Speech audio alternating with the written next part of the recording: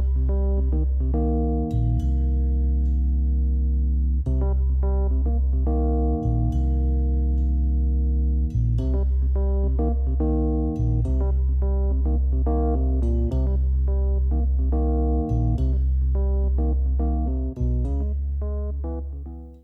and welcome to Grouchy Geeks episode 70. My name's Steve, my co-host is Scott.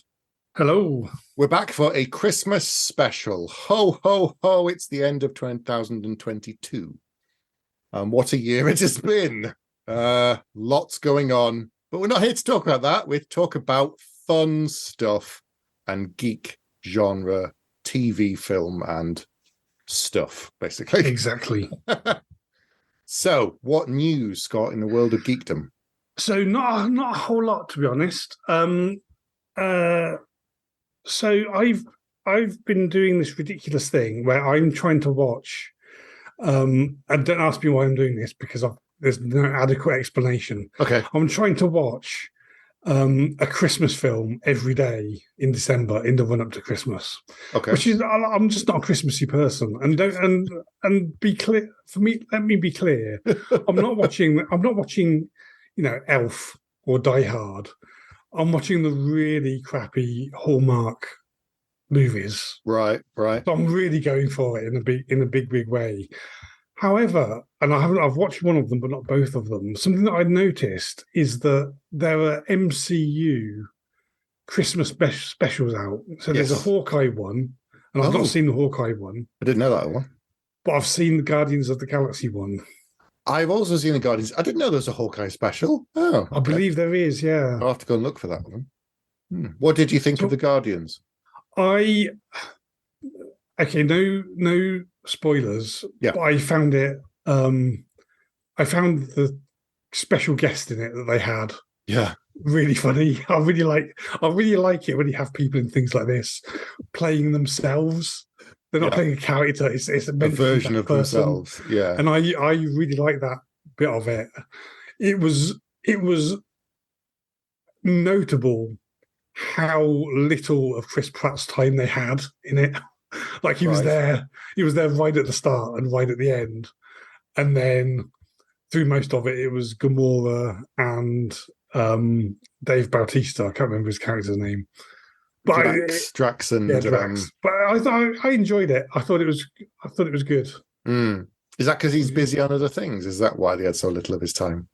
Or he's too expensive, maybe. Chris Pratt. Well, he's in the third one, and then that's it. So Mantis. It was Mantis and Drax. Yeah, that's right. Yeah, not Gamora. Yeah. So staying with a bit of superhero news. So DC have been playing catch up with the Marvel Cinematic Universe for about 10 years. Mm-hmm. They've got nowhere near the success that Marvel had. And they've just completely kind of stumbled from one thing to another. Now they've assigned their own version of a Kevin Feige with Mr. Gunn, who has been looking after the Guardian films. And now he and another fellow whose name I can't remember are looking after all of the films, TV, and James Gunn and him are creating this kind of new DC cinematic universe. This comes on the back of Henry Cavill having a cameo as Superman in Black Adam, only for it now to turn out that he is not going to be Superman in the new film, because the new Superman film is going to be in a younger direction, and James Gunn has officially said, yeah, it's not Henry Cavill. Yeah. He's been doing the hokey cokey for the last month, and now he's out again. Thoughts? So the first I heard about this was on social media. Henry Cavill posted quite a long-ish letter explaining this, and he was clearly very upset. And when I say upset, I don't mean he was angry. He was clearly sad about this, and that he'd been messed around quite a lot. Like he was, going to be the next Superman, and then all of a sudden he had the rug pulled out from under him. Yep. And I like him a lot. Like I really liked him in. He was in The Man from U.N.C.L.E., wasn't he? Yep. And I liked him. He was fine. I thought he was a good Superman in maybe not great Superman films. But as Superman, I thought he was fine.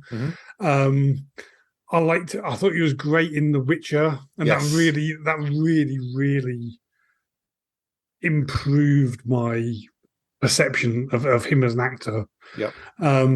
So I like him a lot, and I think and I can kind of understand that they may be going in a different creative direction, but they've done it. Before they're out of the gate, they've got this PR disaster on their hands, right? And it's really, I feel really disappointed for him. It is annoying. It is kind of frustrating that. So, from what I understand, The Rock fought incredibly hard to get him back, and kind of said, "I won't do the Black Adam film unless we can get Cavill as the Superman who's going to be in the cameo." And they were like, "Well, I don't know." And he's like, "No, I'm putting my foot down." And then he was hinting at it, and it turned out it was true that it was Cavill. I know that seemed to be all locked down to The Rock, and it was fantastic, and everyone got really excited. And then, we're not doing that now again. I understand the reasons why, because they want to take everything in a different direction. It's just really frustrating as a fan. The only bit of good news for Henry Cavill is that he's come off The Witcher, because apparently we're not sure there again. Might be for different arguments and different direction to The Witcher. However, Henry Cavill has now been confirmed that he will be starring in and producing the Amazon TV show and leading the TV show. It's based on Warhammer 40,000. Yeah, and I love 40K. That's something that I've not played it for 30 years, but I really liked playing Warhammer 40K, and I've still got the my original rule books and stuff like that. I think it's a great they've done sort of movie versions of it, as I don't think as live action, but as sort of animated things. But it's a brilliant universe. And he's a really massive fan. We've seen him painting his miniatures. We've seen him going to the Games Workshop and buying stuff. We know that he's an enormous fan of this whole franchise.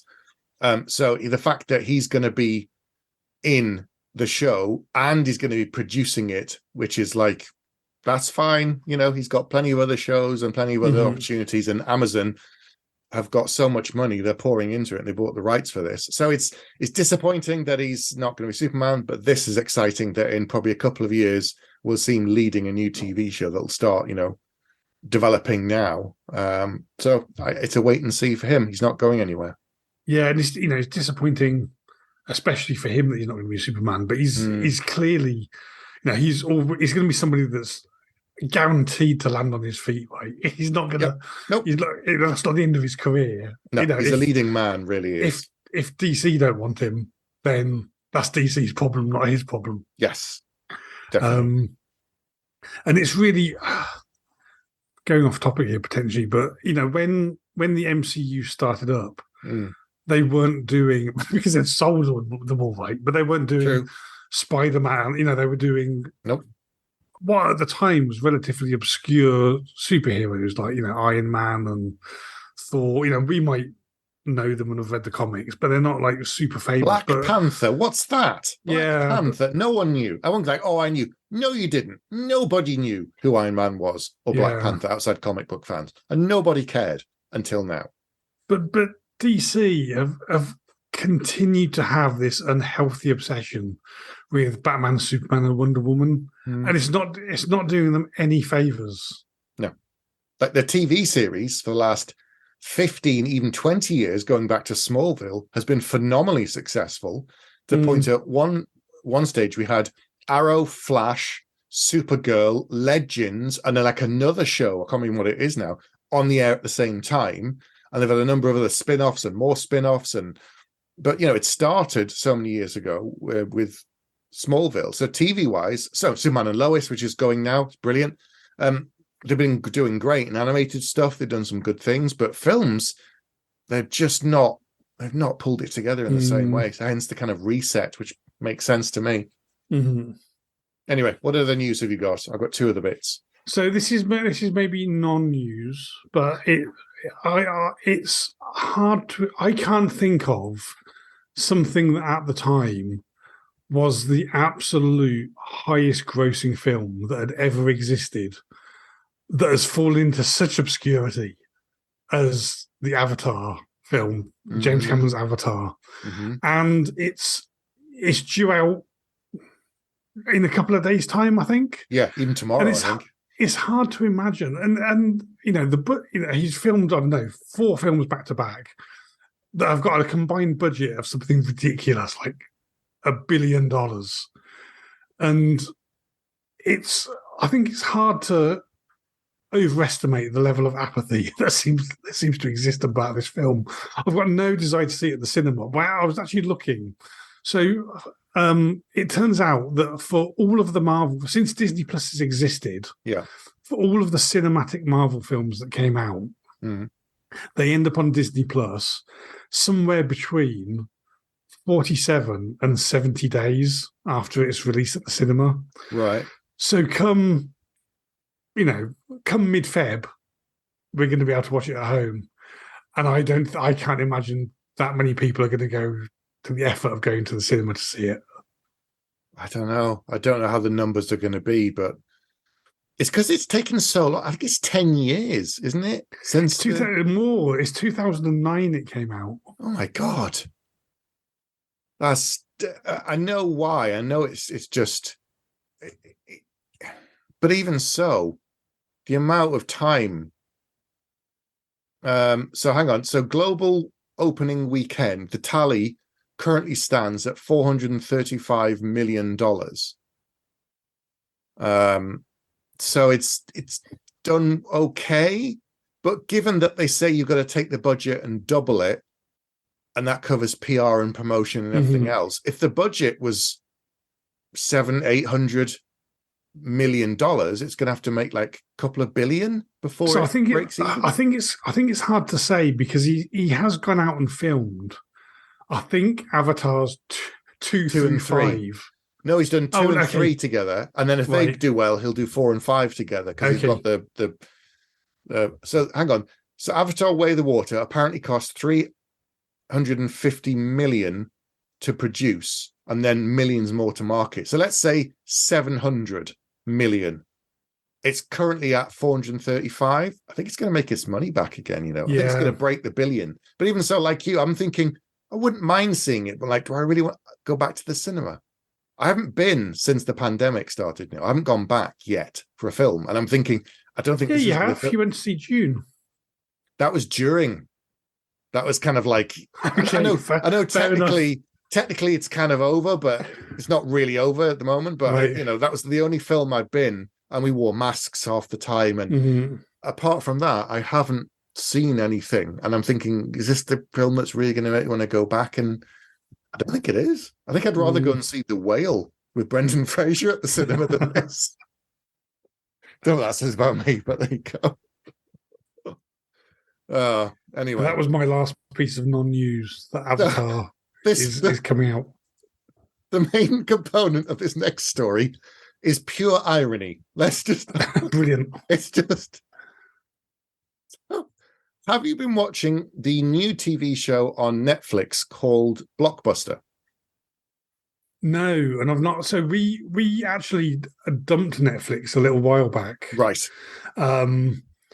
So it doesn't sound familiar in the slightest to me. Okay, so this is a half-hour comedy set in the last Blockbuster store in America, where all of the others are kind of closing, and it's a cast of interesting characters, and they're trying to like fight the apathy and make it interesting for people to come into the store versus streaming, and they're the last kind of bastion, the last ones in this town, and it turns out the last one in the country. And I start watching it, and it's one season, like 8 or 10 episodes. Netflix have just cancelled it after one season.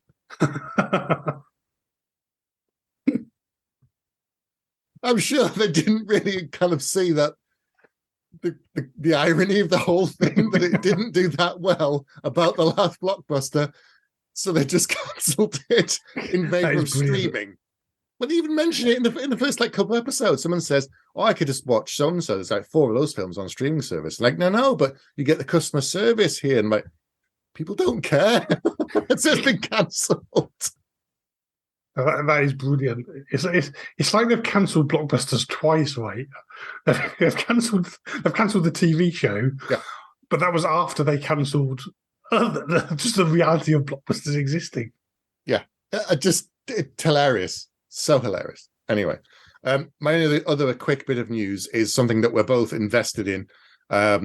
They've done some more casting of recurring characters for the Sisterhood TV show. Brilliant. Is currently in production. The cast is getting bigger and bigger. This is the show that sets 10,000 years before the events of Dune. Denis Villeneuve is not directing it, but I think he's still involved as far as I know, like maybe executive producing it or something.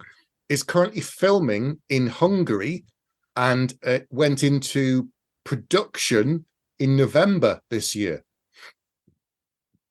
Awesome. So my guess is we won't see it on TV till very late next year or possibly early 2024. But next year we're getting Dune Part 2. Yeah, I can't wait. That will get me at the cinema. That will absolutely. So it's November the 3rd, 2023. That's when Dune Part 2 comes out. Awesome.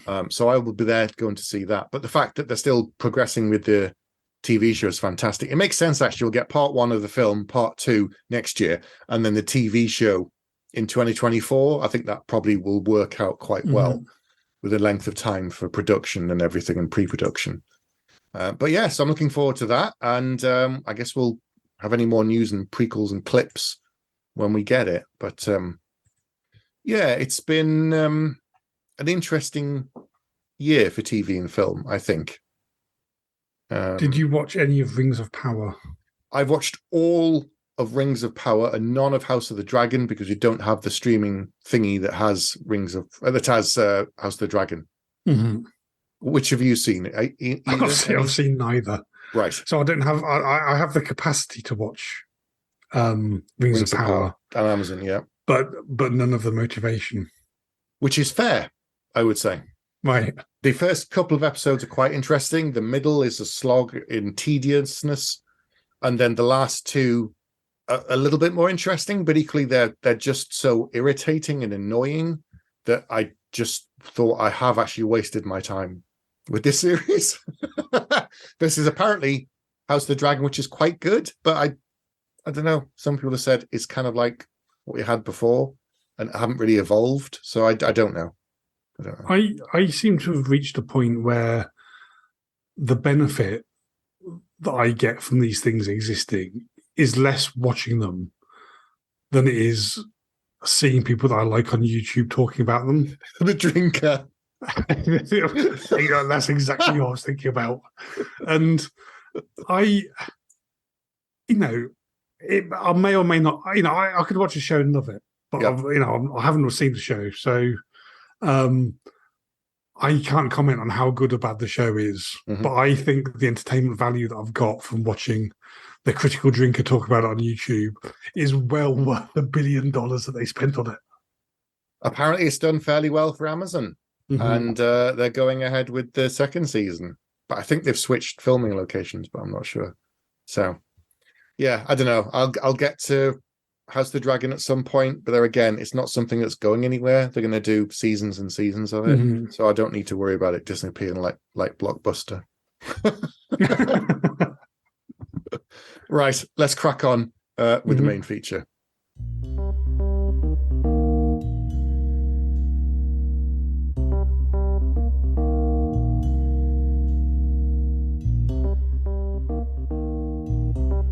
Hello, welcome back to our main feature. And for our main feature, we're going to be talking about a film that we've both seen. We've had no discussion about it at all.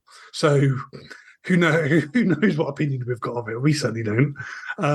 But this is a film that sort of interestingly was filmed back in 2020, but didn't get a release because they were waiting to be able to do a cinema release sort of as the pandemic was easing off. So it came out this year, and it's the sequel to Top Gun, known as Top Gun Maverick.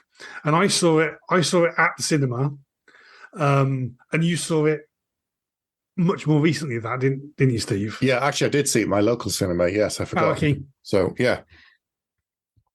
But that was recently. That wasn't when it was that they did it.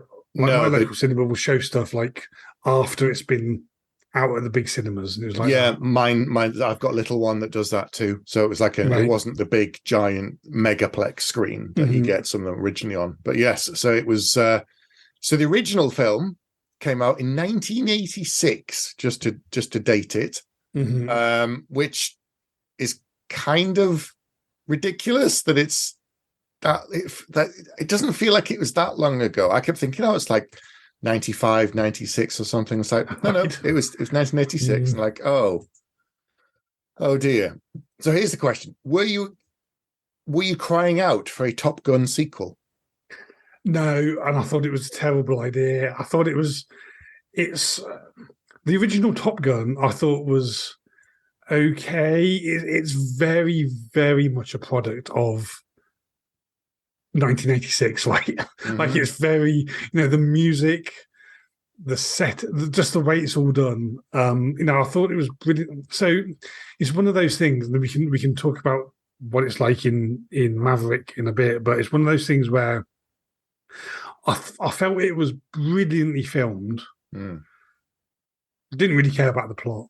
I had no real interest in what was going on, but just like looking at the pretty planes. Yeah. But no, I never. Not only could I never imagine there being a sequel to it, but I couldn't imagine.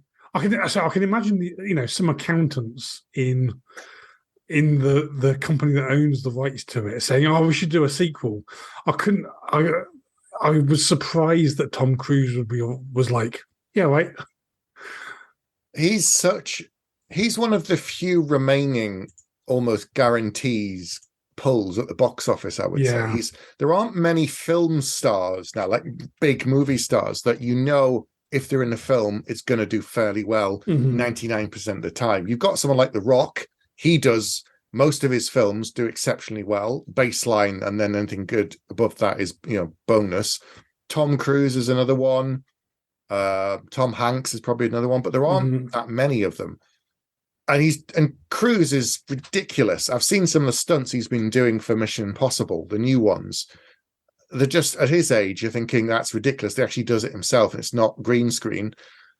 And apparently he did lots of like high G flying in reality for this, actually in planes. He sat in the back of high G and stuff. So I believe that all the cast, all the cast that were pilots in it. Yeah. I believe that they did lots and lots of the filming, and you can really tell this. It wasn't like loads and loads of CGI. They did loads of the filming with them.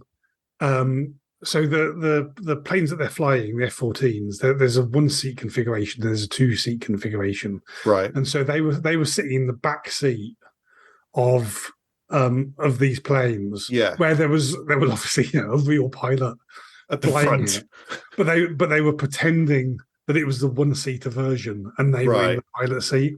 So they'd made it look like it was the front one. Yeah. Right. And it looked, one of the absolute standout things about the film is the flying sequences. I mean, it looks incredible. And you couldn't, as brilliant as CG has become, you couldn't, you just couldn't do it and still have the same level of engagement with what's happening. Yeah. As in this film. It was filmed absolutely brilliantly.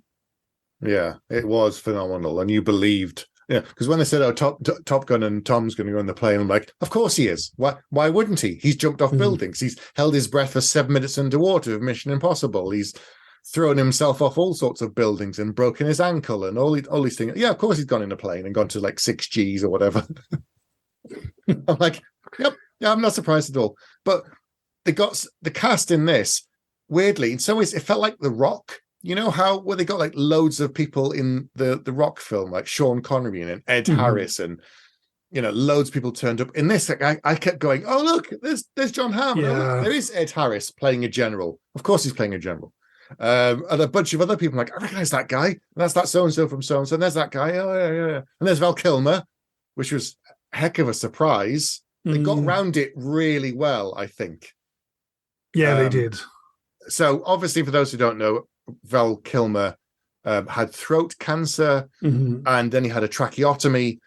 And so although he can speak, his voice is much changed because of the tracheotomy and throat cancer. And so in the film, I don't want to spoil it too much, they had a way for him to be in it and to still be Iceman and have quite an emotional couple of scenes, really. Yeah, so it wasn't just a cameo for the sake of doing a cameo. Like No. they took the constraints that they had in doing that scene, and actually turned it into a strength, and they turned it into a really, really good, and they turned it into a really, really powerful scene. And I like the joke between them at the end. I watched it early today. I was watching it like 30 minutes before we started recording. But there was a bit where they've clearly become, they were rivals in the first film. They've clearly become very old friends. And then at the end, there's a line of, tell me again who's the best pilot out of the two of us. and Tom Cruise is like, let's not do that. Yeah. And it was like I say, they've turned the constraints that they had in filming that scene into a strength of the scene. And I thought it was brilliantly done. Have you now seen the Rocky films, by the way? Yes, I have. Okay. Yeah. So that reminded me of the moment in the first Creed film where Sylvester Stallone is talking to Michael B. Jordan about, his character of Rocky and Carl Weathers' character of Apollo Creed. And he says, who's the better boxer, me, you or my dad?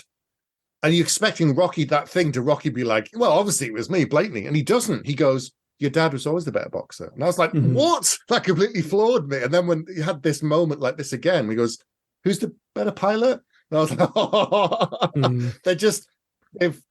so we've talked about this before. When you do like a solo and you film and you touch on things in the past and you have all these little flags that pop up and it's jarring and you're like, they didn't have to do that. That felt uncomfortable. This worked because they built it into the story as a feature of the story, not a look, aren't we clever? This is something that you recognize. Yeah. It was like, oh no. But I think they did it really well. They did. It was so nice to see Val Kilmer, not just like, because there's a moment where he was a picture of him in uniform framed on the wall and they reference him. And I thought, oh, that's it. That was his cameo, a picture. And I thought, that's awful. And then they made it part of the story. And he's actually in the film. That was so nice to see him, I think. Yeah, it was brilliant. And going back to the great line where there's like, so tell me who's the best pilot? There's loads and loads of really great one-liners in the film. It's a very funny film in lots of places. And the line when I was watching it today that I thought was really funny is, so Tom Cruise goes back to Top Gun. Yeah, not much of a surprise. That's not much of a spoiler. Oh, spoilers, everyone. Oh. But he goes back to Top Gun and he sees the Admiral, and the Admiral goes, "Your reputation precedes you." And Tom Cruise goes, "Thank you, sir." And the Admiral goes, "I wasn't." And there's lots and lots of little, like the dialogue is very, very well written in it, I thought. Yeah, it is really, really good. Like when he's doing the thing at the start where he's pushing the plane into like so many Mach, and he's like, yeah, you've done it. His friend's like, don't you do it. Don't you dare. And he's like, and you just know he's going to do it. It's like, oh God, come on. You can't resist. But it's consistency of character, which I liked, because that's what he would do, despite the fact that he's older, despite the fact that Maverick is this kind of older character and he should know better. There's a lot of reasons why he's still a captain, and this is one of them. So what did you think? So taking a step back from these individual things that we're talking about, what did you think to the overall plot of the film? Okay. They were very careful not to be too specific about region of the country of the world. They were very specific about it, yeah. Or they were very careful. They didn't even mention they just said the enemy fighters. And you're like, okay, and there's no flags on them and no this and no that. Like, fine, yeah. I understand why they did it, because when you did a film in like the 70s and you have the Cold War films, and later on you changed it and the type of films change, they're trying to make a timeless film in that if I watch this in 20 years and they're not going on a particular country, I'm like, oh, that was blatantly what was going on in the media at that point, and that's why they've made that film. You can watch this in 20 years and be like, yeah, that makes sense. It's still they're fighting the enemy, whoever that is, and it works. I liked the nods to the past because they weren't overdone. I think they were done well. There was always a bit of unreality and a little bit of silliness to the first film. You kind of had to suspend your disbelief to some degree. And I did with this. It wasn't bothering me. But if I'd spent too long thinking about it, I would have found, like, that's ridiculous. But you know what? It's a Top Gun film. It's not supposed to make me challenge my view of the world. It's supposed to be fun action film that does funny dialogue, good fight scenes, good kind of dog fights, and I really enjoyed it. It was a good sequel to a film that I didn't know I always wanted, and it was the kind of film that I'd wish we had more of now, in that I completely agree. It's not political, it's not talking about politics in any way, it's not talking about current social issues or morality or sexuality or gender politics or whatever it might be. It doesn't do anything about those things. It touches on little issues to show that all the pilots are equal and that some of the naval aviators are women, because he goes, yeah, everyone here is the best at what they do. And that's it. That's all they have to say. Like, one guy is a bit geeky and they're like, yeah, but he's still one of the best 10 people. That's why he's here. And that's why she's there. And then they're like, all right, fair enough. And they don't make it a thing. And I really like that. They've modernized the film without hammering you over the head with an agenda. What about you? I like the fact that it's an extremely simple plot. Yeah. There's not hundreds of characters and this and that going on, and they're setting up a cinematic universe. One of the things I liked about it is the plot is extremely simple. And I obviously don't want to spoil it for people, but basically, if you think of it's the plot is basically, if you think of at the end of Star Wars, the Death Star trench run extended to 2 hours, including the planning phase of that operation. Yes. That's the plot of this film, but it works because it is so simple. There's no complexity. There's no, there's rivals, but there's no backstabbing. It's just a straight down the line, simple film, and I think that's a real strength of it. And it's just full of. You're absolutely right. There's they are the best of the best, and there's female fighter pilots, represented in the film. But it's so testosterone filled. I think I came out with a beard. But then the first film was like that too. It was a celebrating masculinity, and instead of slight spoiler, but instead of beach volleyball, this funny.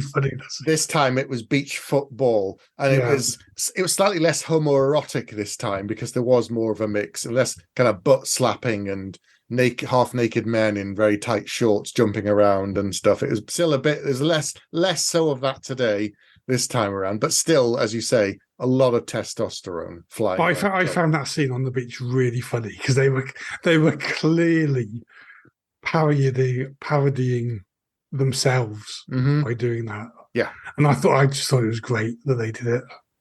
Yeah, it was good. It was good. What about the connection to the original film, the main kind of plot point about Maverick and his partner? How did you feel about that?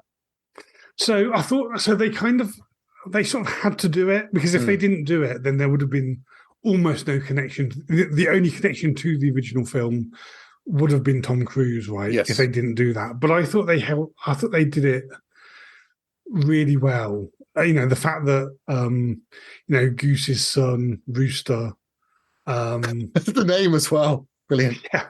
I thought it was really good that he was in it, and Tom Cruise had, in order to try and in sort of like a misguided but sincere attempt to do Goose a favor and do Goose's wife a favor, that he deliberately held back Rooster in order to keep him out of danger.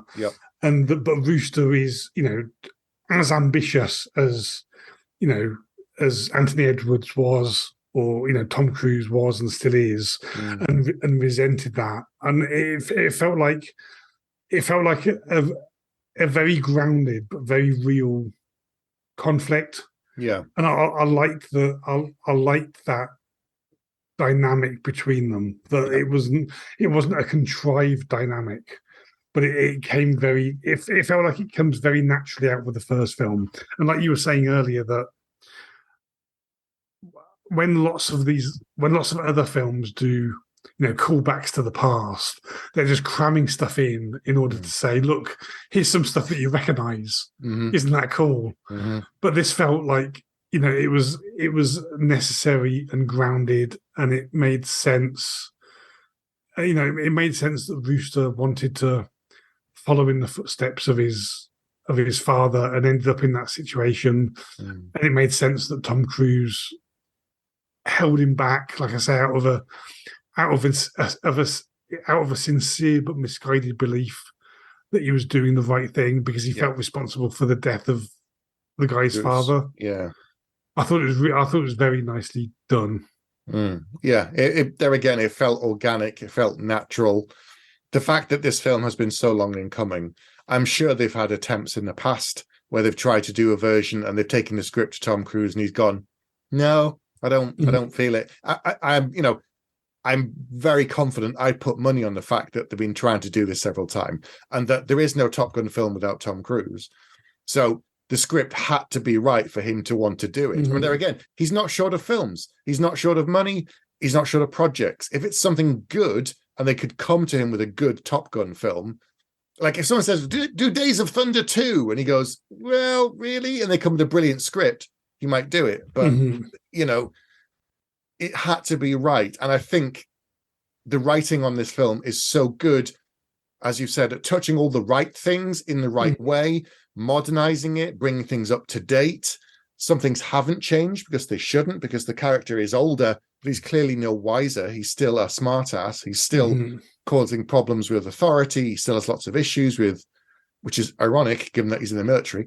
But it all works. And I think it's just very well written. I think it's, as you said, it's a very similar plot, but it does that very well in a very simple way. And it's good at what it does.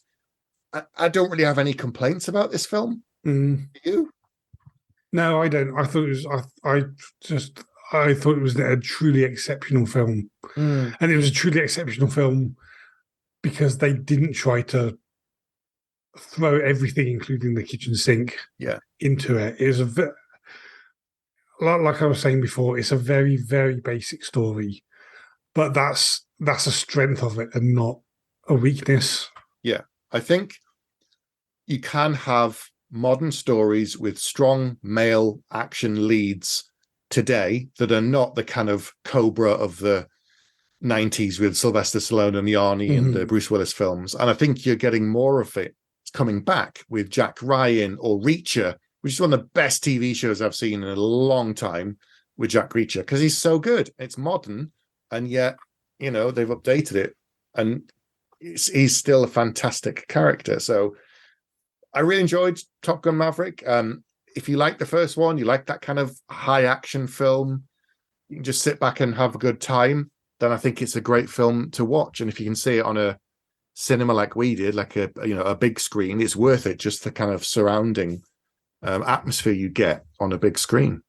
Yeah, we touched on it a little bit, but it's the quality of the filming is absolutely outstanding. It looks, the flying sequences are absolutely fantastic. Just second to none that I've ever seen, I think. Yeah, spectacular. Mm. So, anything else you want to say, or shall we wrap it up there? I don't think so. Other than I was I went to see it at the cinema, but I didn't have high hopes for it, and I really thought it was exceptional. Yeah, definitely a good film. If you can see it at cinema or when it comes out on digital release, pick it up and see what you think. So that's it for our Christmas special. We're back at some point next year. We're not on a fixed schedule anymore. It's an as and when we feel like it. But there's plenty of other podcasts on the feed, obviously, here to keep you busy and keep you entertained. But yes, I hope you've all had a good Christmas, a good 2022. But we'll be back at some point in the future. But in the meantime, it's good night from me. And it's good night from him. Good night. Good night.